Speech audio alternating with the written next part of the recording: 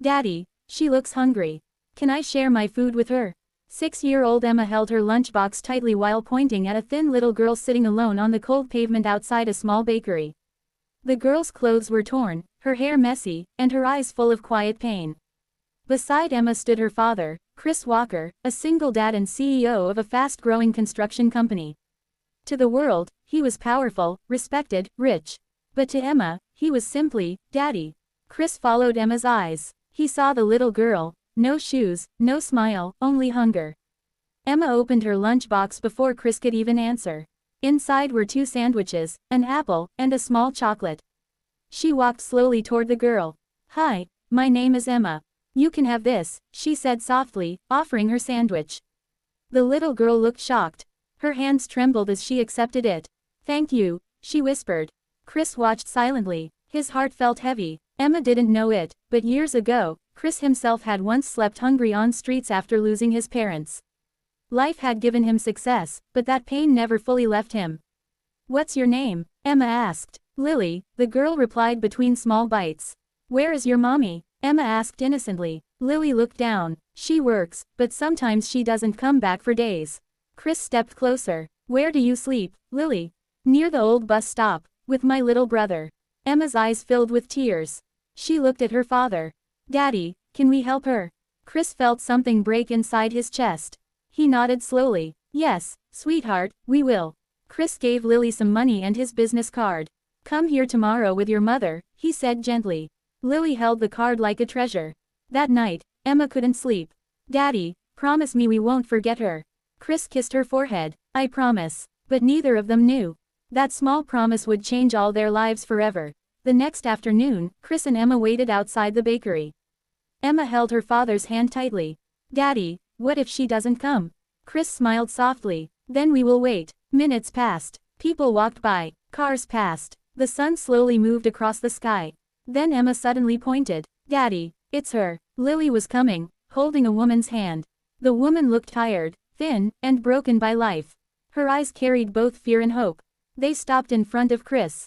Lily whispered, this is my mommy, her name is Sarah. Sarah looked at Chris nervously. Sir, Lily told me you helped her yesterday. I didn't know if I should come. Chris knelt down to Lily's level. You did the right thing, Lily. Emma stepped forward and hugged Lily without thinking. I saved you a chocolate today, Emma said with a smile. Sarah's eyes filled with tears.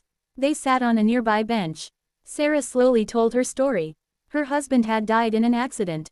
After that, she lost her job.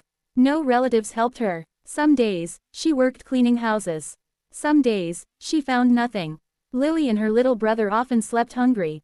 Chris listened quietly. Emma suddenly said, Daddy, Lily is just like me. But she doesn't have a bed. That sentence hit Chris harder than any business loss ever had. Chris took a deep breath. Sarah, would you allow me to help you find a job in my company? And a small apartment near my office. Sarah looked shocked. Sir, I don't want charity. Chris replied gently, it's not charity. It's opportunity. Sarah broke down and cried. That evening, Chris took them to see a small furnished apartment. Lily ran inside happily. We have walls, she shouted. Emma laughed and clapped. But when they were about to leave, Lily held Chris's hand. Uncle, my brother is very sick. Chris froze. Where is he? At the bus stop. He couldn't walk today.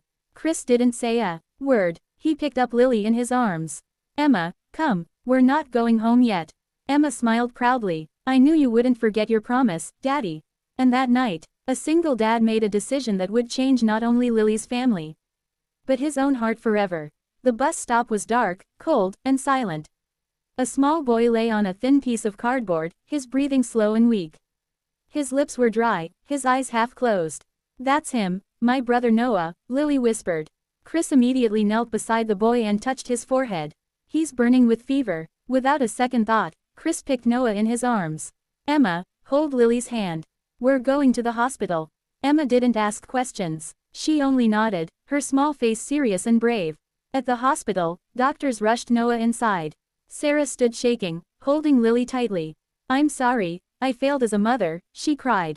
Chris placed his hand on her shoulder. You didn't fail, you survived. Hours passed. Emma sat beside Lily, sharing her juice. If my mommy was alive, she would like you, Emma said softly. Lily smiled for the first time with real happiness. The doctor finally came out. He will be fine. He was only weak because of hunger and infection. Sarah fell on her knees in relief. Chris lifted her gently. Stand up. Strong mothers don't kneel, they rise. That night, Noah was admitted.